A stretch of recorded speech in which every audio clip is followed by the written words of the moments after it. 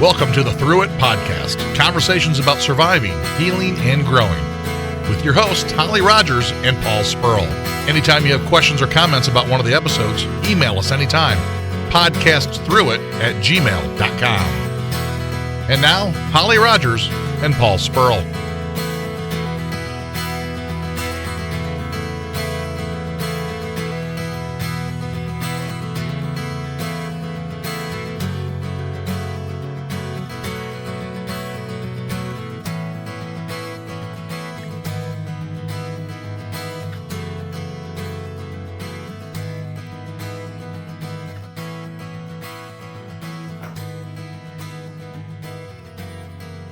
Hi, thank you for joining us today with our podcast, Through It.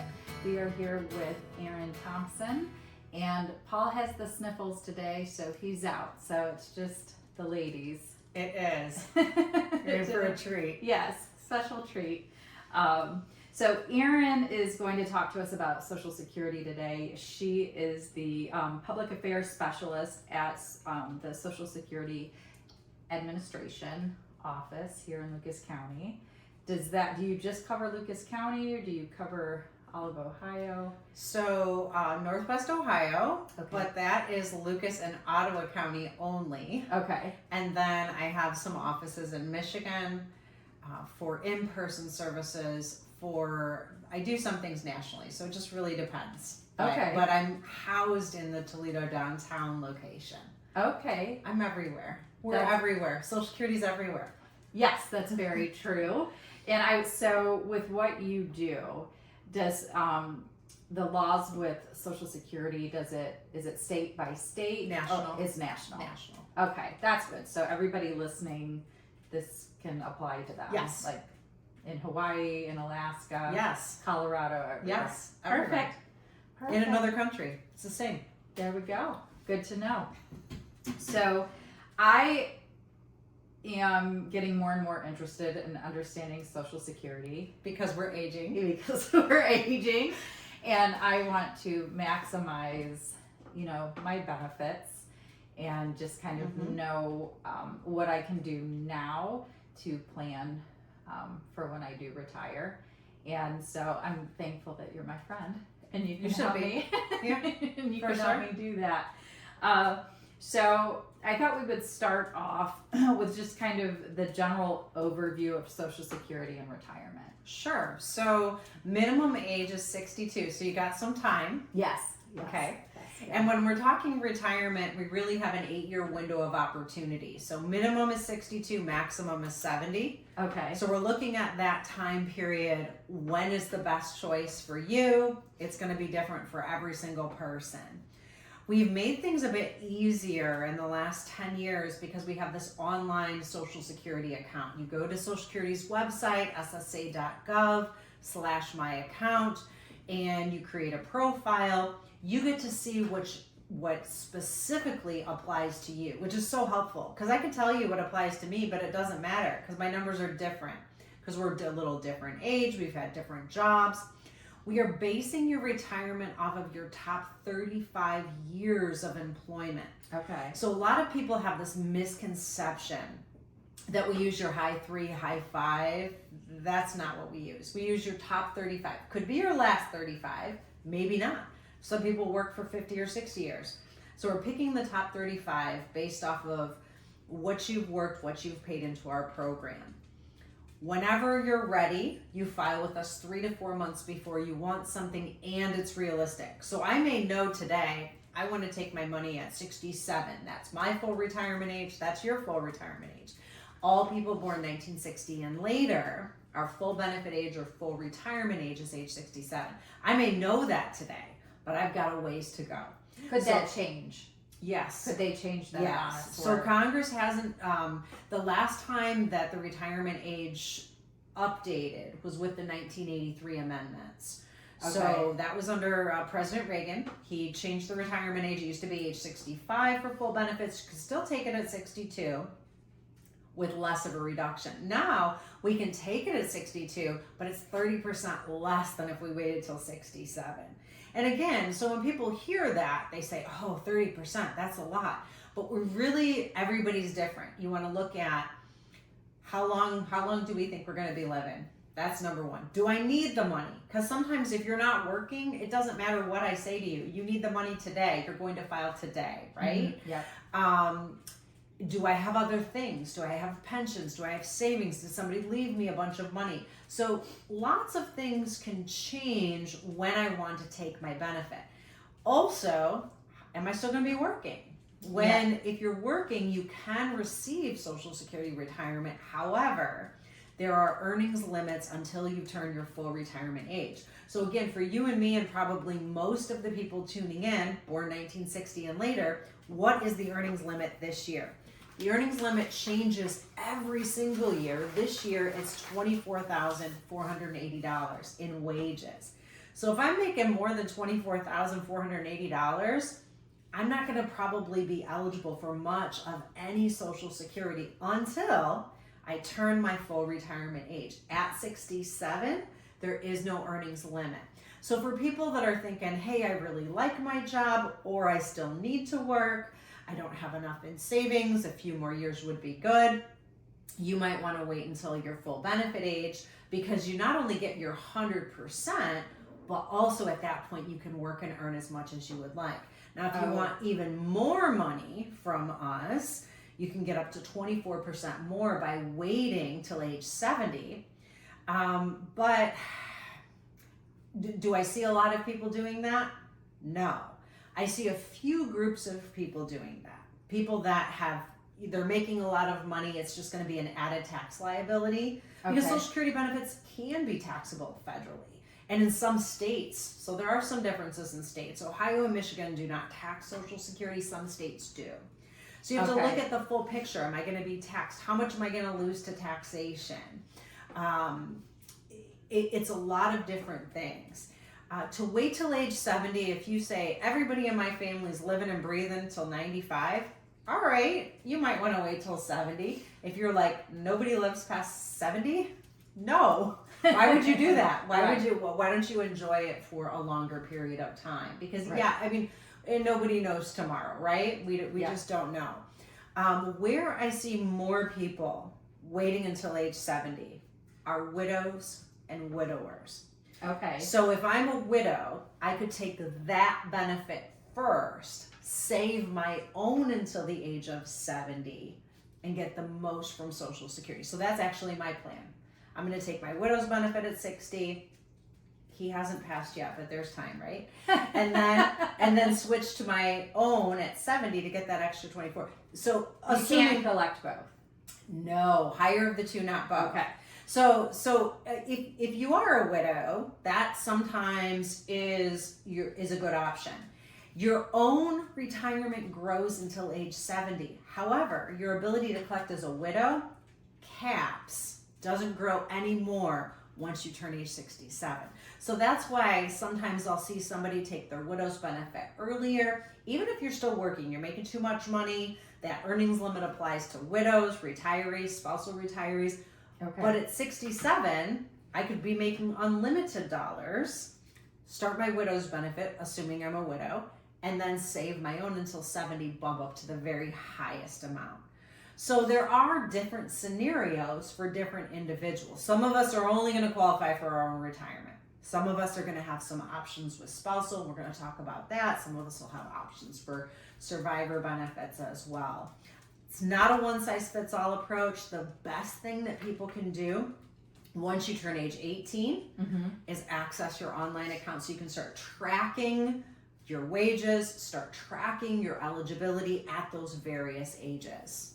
Okay, I like that. I do have access to mine. I do like to check it out annually.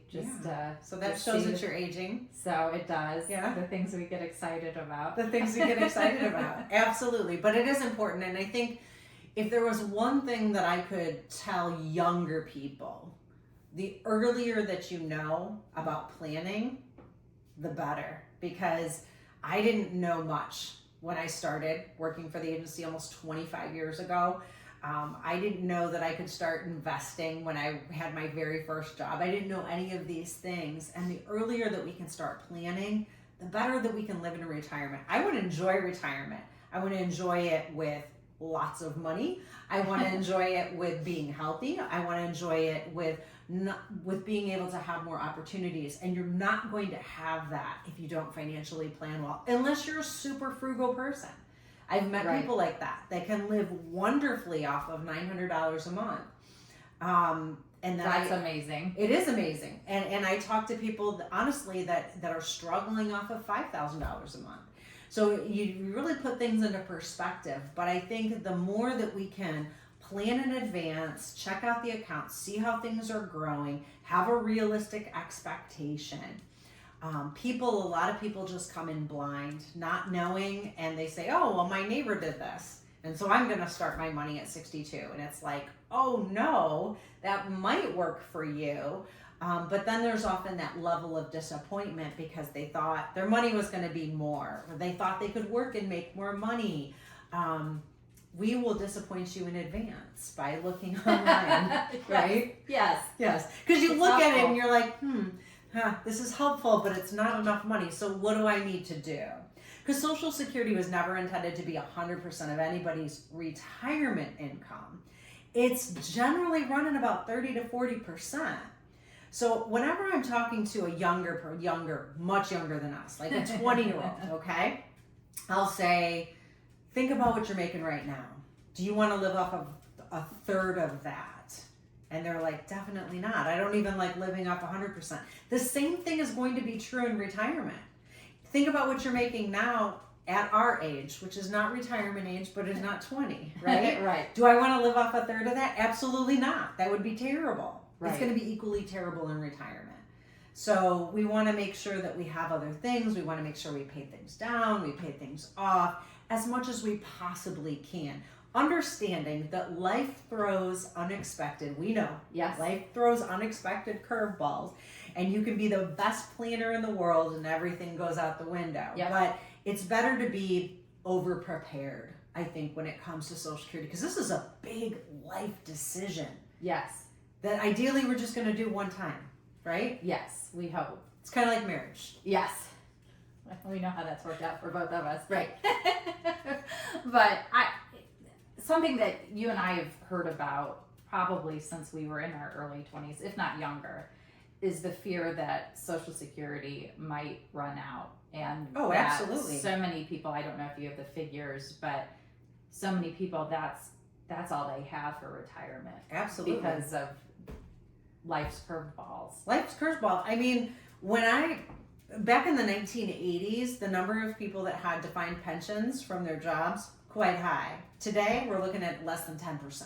Wow. Less than 10% with defined pensions. There are people that have 401ks, but the 401k is only as good as a couple of things. Are you putting enough money into it? How is the market doing? The market can ebb and flow. So your money goes up, your money goes down.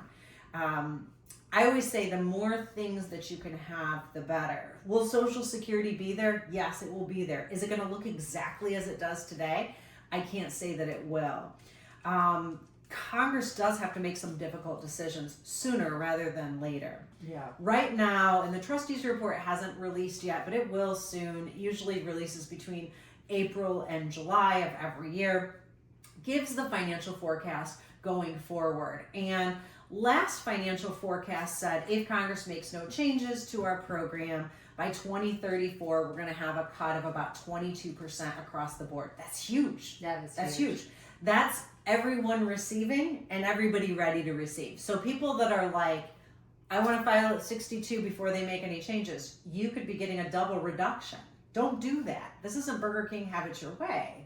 This isn't, oh, I'm protected. It's if there's a cut, it applies to everyone. Now, saying that, do I expect that to happen? Absolutely not. Have we been in this issue before? Have we had the same issue? Actually worse. Hence the 1983 amendments. When President Reagan changed the retirement age back in 1983 from 65 to 67, when they took out they started the windfall and the government pension offset for the state workers and people that did not pay in, that was part of the response to our agency was running out of money at that time. We did not even have trust funds in the early 80s. Now, For every $1 that's coming in, about 75 cents is going to pay for current benefits. 1 cent goes to pay for staff. They need to pay me more. And then 24 cents goes into what we call reserves, or the trust fund, the Retirement Survivors Trust Fund, the Disability Trust Fund, and the Medicare Trust Fund. So when you hear people saying, Social Security is going broke, Social Security is running out of money, they're talking about the money in the trust funds. Okay, so there's still going to be money to pay, but it won't be as good unless they make some changes. Will they make some changes? I am certain that they will. How soon will they make those changes? We will see. That is not up to me. That is up to Congress and the president to work together to figure something out. They do have some time, but not a lot of time. 2034 is just around the corner. Yes. And looking at that calendar, and I'm like, we're getting more interested as that timeline comes, right? Right. It's getting closer to our time. So we really all have a vested interest. So I ask the listeners, the people that are tuning in today, you've got ideas? If you've got ideas, let your Congress people know. Let your senators know. Hey, these are some ideas to help Social Security make some money, because we all have a vested interest in Social Security being around. Now, even if let's say they didn't make changes, we would still be able to pay about 70 to 80% of promised benefits till around 2084, 2086. And then at that time, there would be another small cut. So is this an emergency? No. Do they have to do something? Yes. What are the options? It pretty much boils down to a combination of a few things. Raise taxes, cut benefits. It's going to be a combination of those things. What exactly will change from that? Will the retirement age go up? It could. Will it affect us? I hope not. I would presume the younger you are, the more likely it is that it will go up.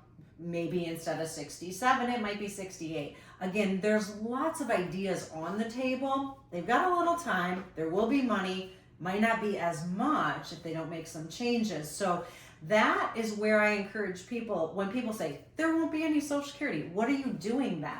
What are you doing? Because I don't want to work till I'm 102, and I might live till I'm 102. So I need to make sure that I'm beefing up that 401k, I'm marrying Dwayne The Rock Johnson, important things. Or Jason Momoa. Yes. Either one. So make sure that we're making some sacrifices now. Because I can tell you, as much as I don't like to work more, because I don't, as much as I don't like to work more, I feel like I'm going to want to work even less when I'm 80 or 90. Like, I don't want to be having to work at those ages. If I want to, I will not. But if I wanted to, then okay. Yes. It's an option. Maybe. But again, life throws curveballs at us, and as we age, we become less attractive to employers for everything. Yes. But to employers, we become less attractive as well. Yes. Yeah. So we want to make those. We need to work hard. So as a younger person, the more you can do the planning, seeing what's available, checking into, do I have a 401k? Am I maxing that out? Can I throw some money into IRAs? My kids are young and they are already doing some investments, because the earlier you start, the more benefit they're going to get from that compounding interest. And again, I wish I could go back in time to my younger self. Would I have even listened? I don't know. Yeah. But if I could now, with my old brain and my old age, if I could go back, I would make some definite changes. Are there resources available that you would recommend the younger generation go to learn how to invest and learn what a 401k is and learn what a Roth IRA is? Or should they go see a financial planner, or, all of the above? I'm a big yes, but I'm a big proponent of, let's try to maximize our free resources first, especially as a younger person. A younger person doesn't have a bunch of money. Right. You're not usually a big draw to the financial planners. God love them. True. God love them. But so utilize the free resources. Free resource online, your Social Security account, that's a huge one. Free resources, there's a lot of financial literacy centers. Your libraries, your local libraries have a lot of resources. Basic books.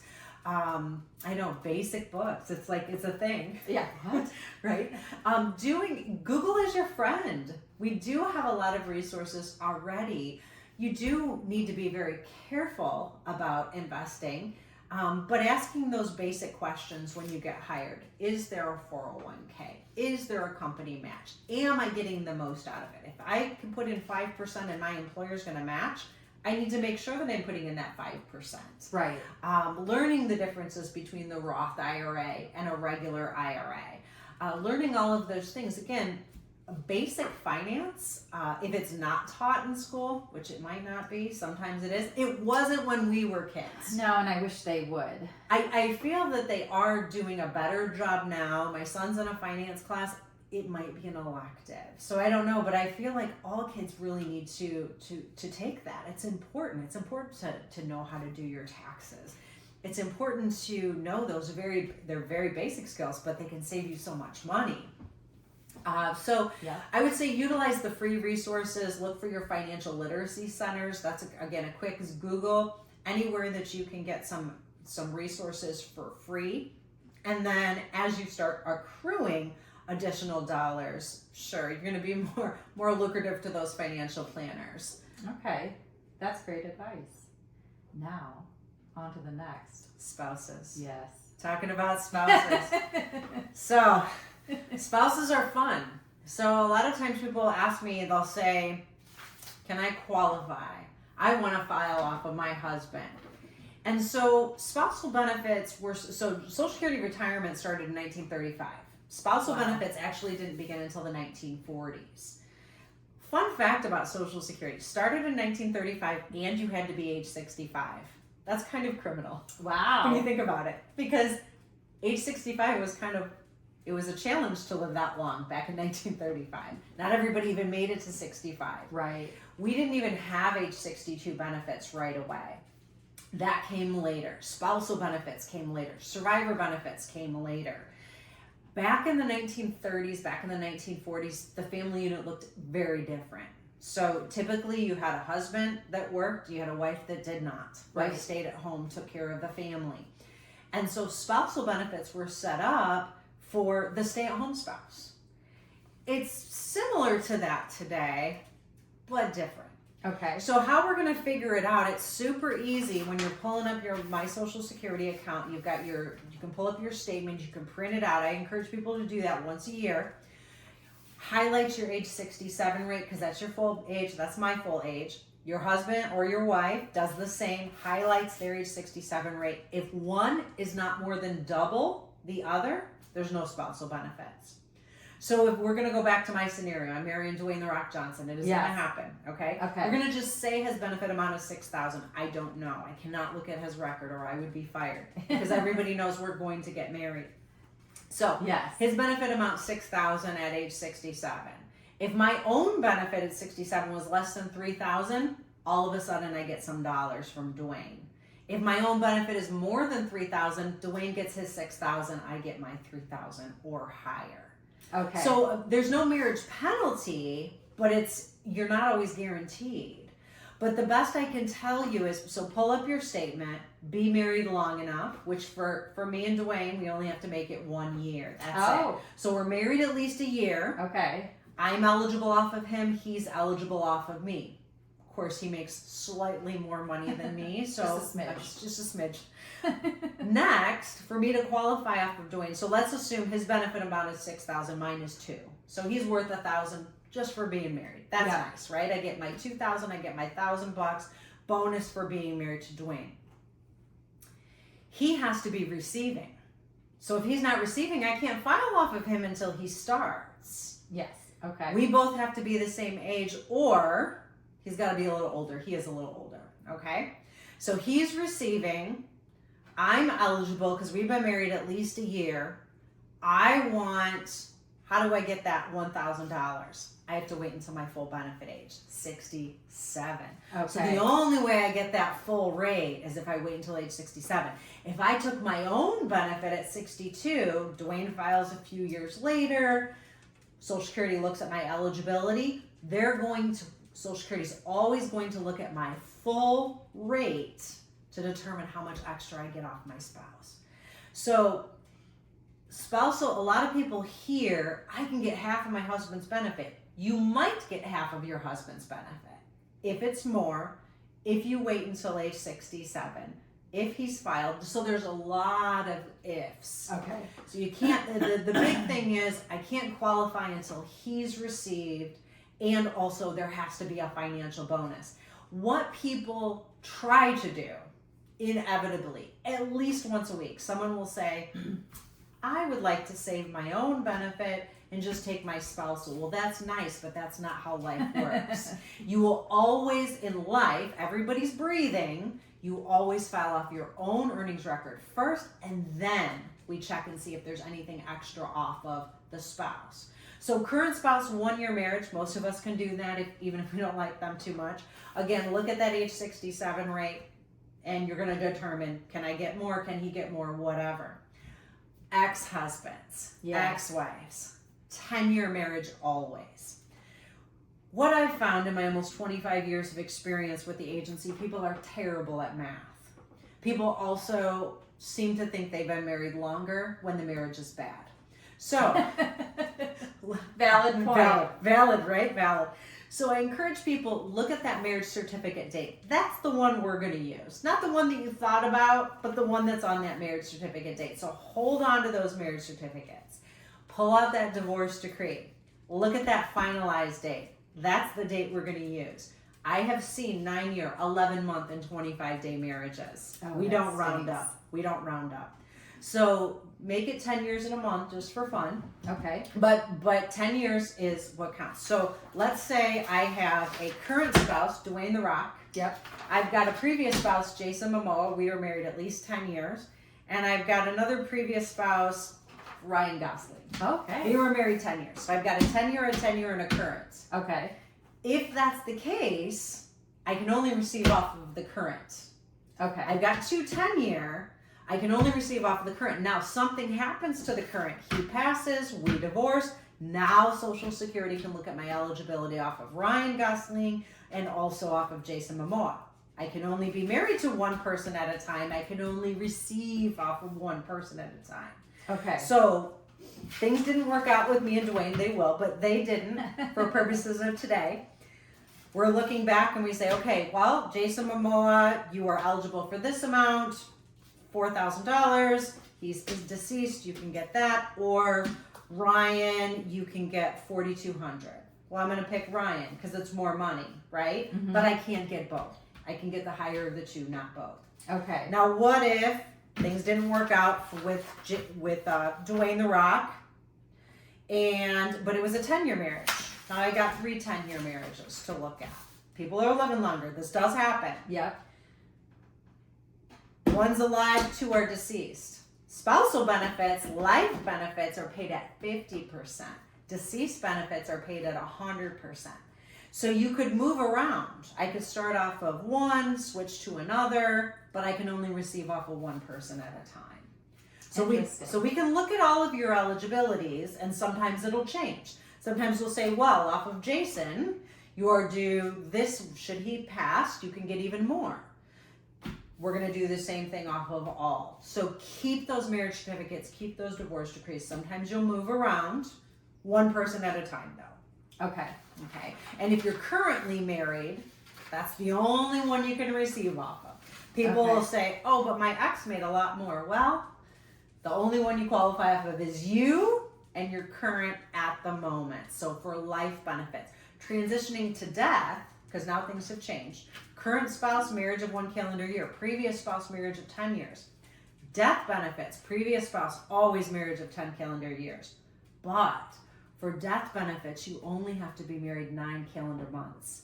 So I could be a widow a lot, right? I could be married several times and everybody just happens to pass.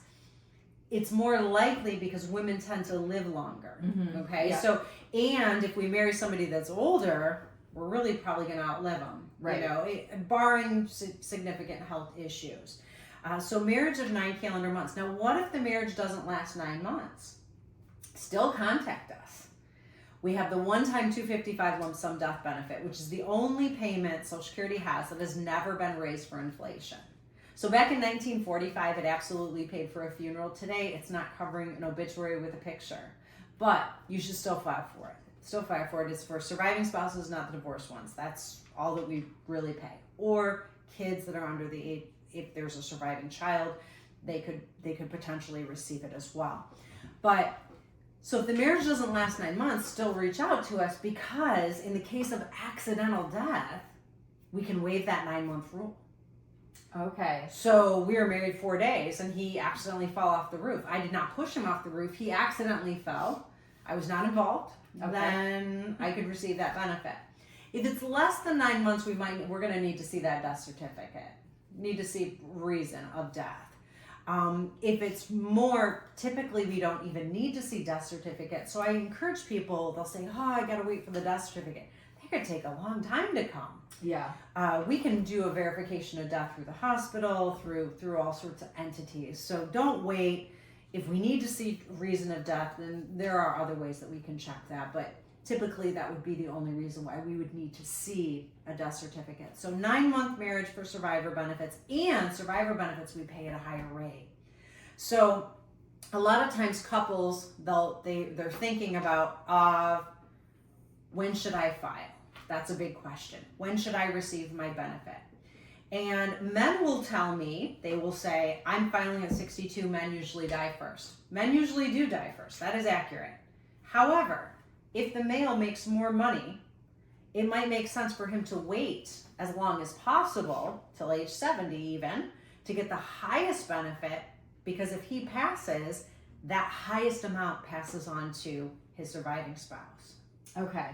So otherwise, if my husband made more money than me, but he took his benefit at 62 and he dies at 64, I'm limited to what he was receiving at the time of death. So when we're thinking about when do I take my retirement, sometimes it's not just about us.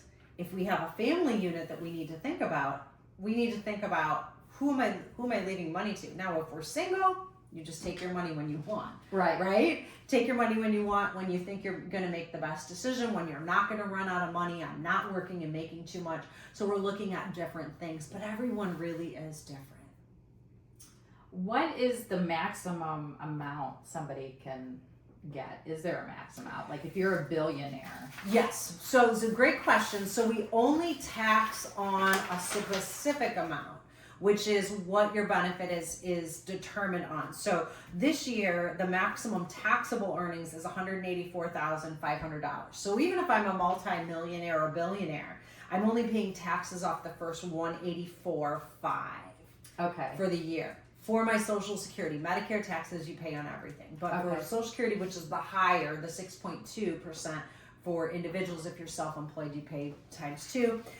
Then you pay only up to $184,000. So the maximum benefit, it's about $4,600, $4,800, $5,000.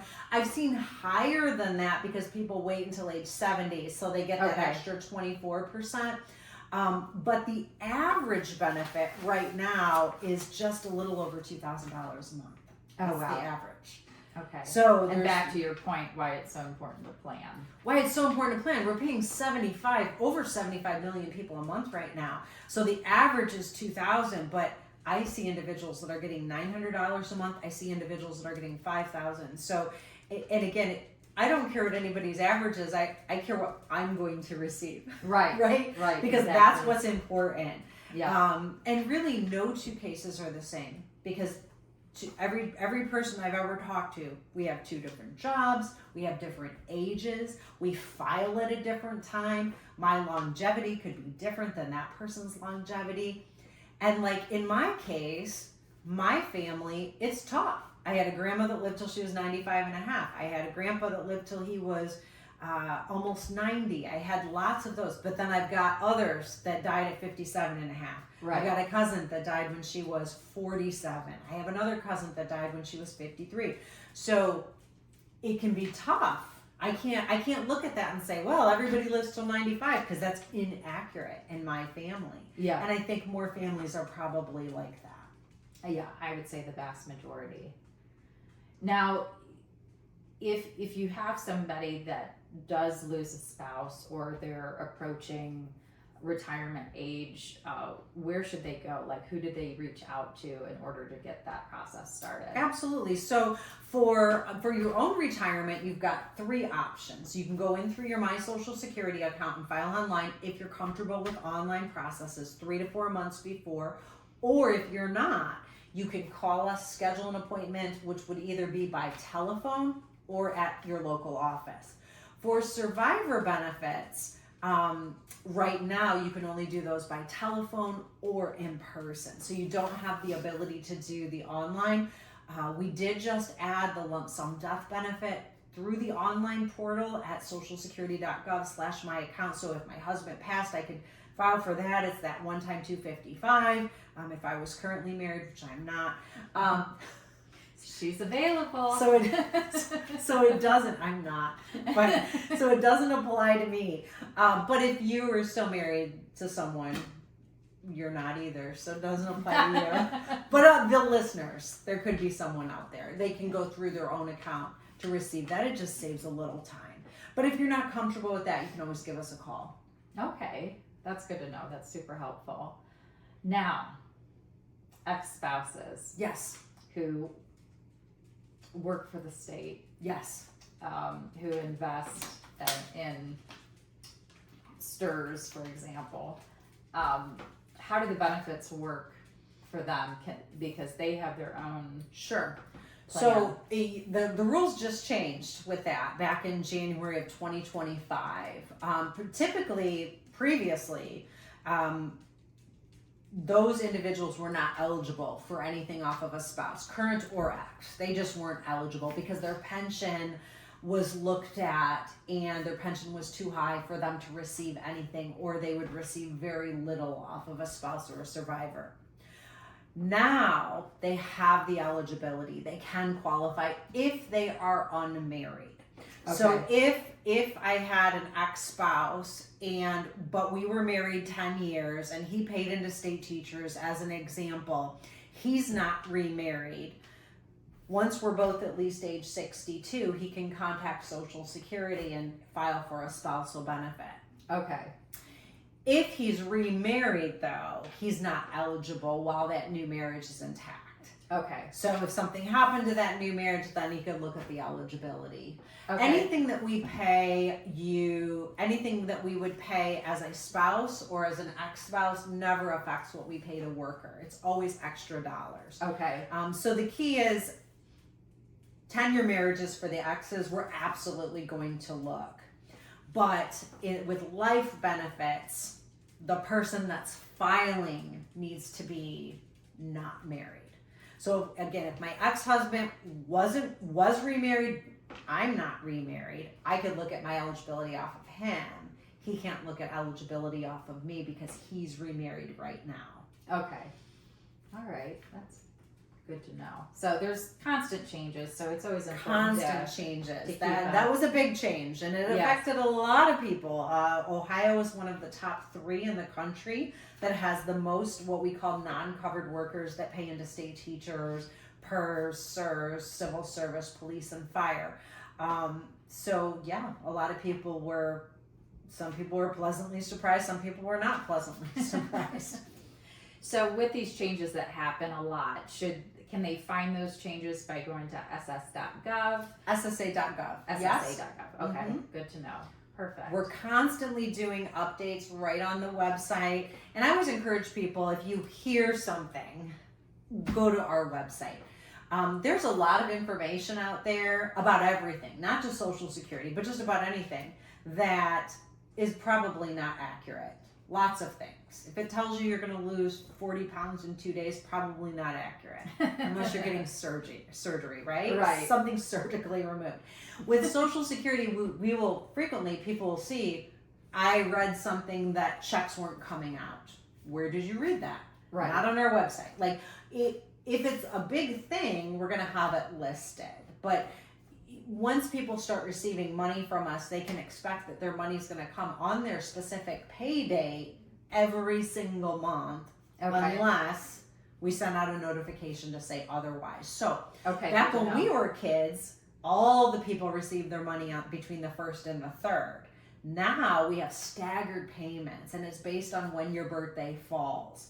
So if your birthday is between the 1st and the 10th of every month, then your check comes on the 2nd Wednesday of every month. If your birthday is the 11th through the 20th, your check deposits on the 3rd Wednesday.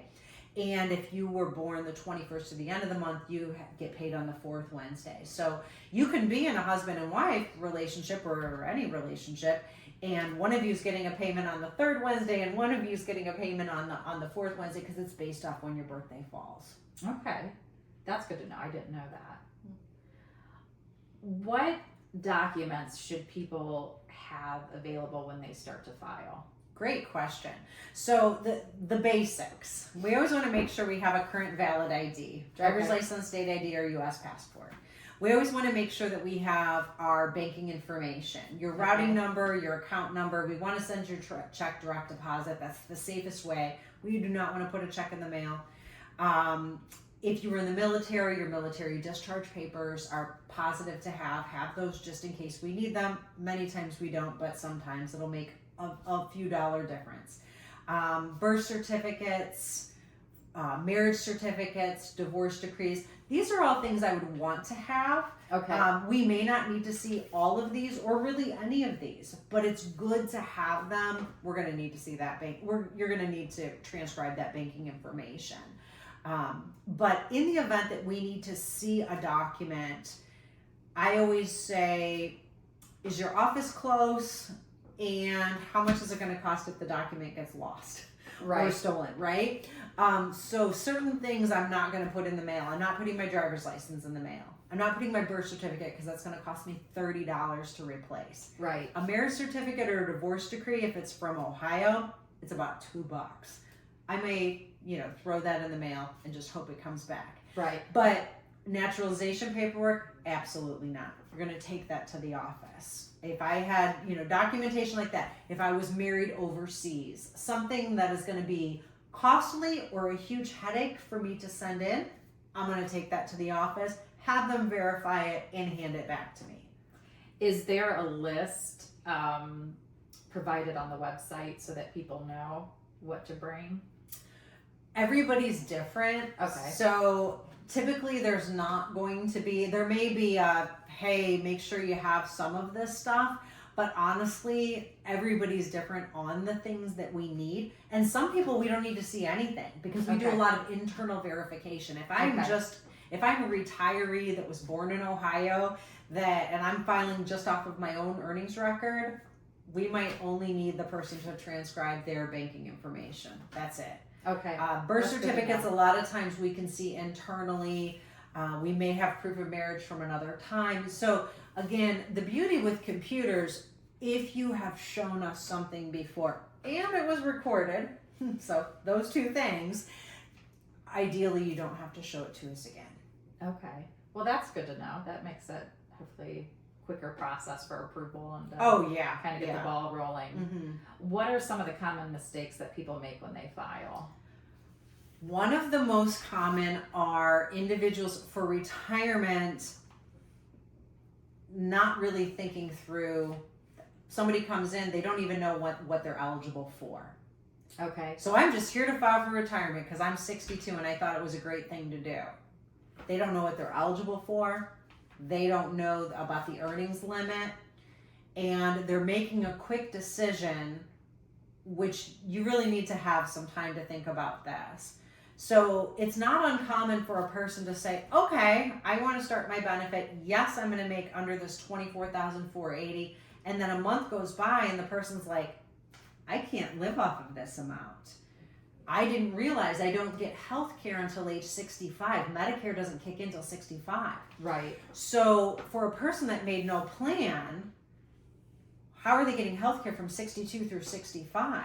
They're not thinking, they're like, oh, I might just get COBRA. Not realizing that the cost of COBRA is 3, 4, 5, 7 times the cost of what I was paying when I was employed. Right.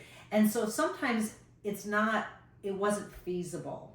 They weren't thinking, oh, this 30% reduction, this is forever.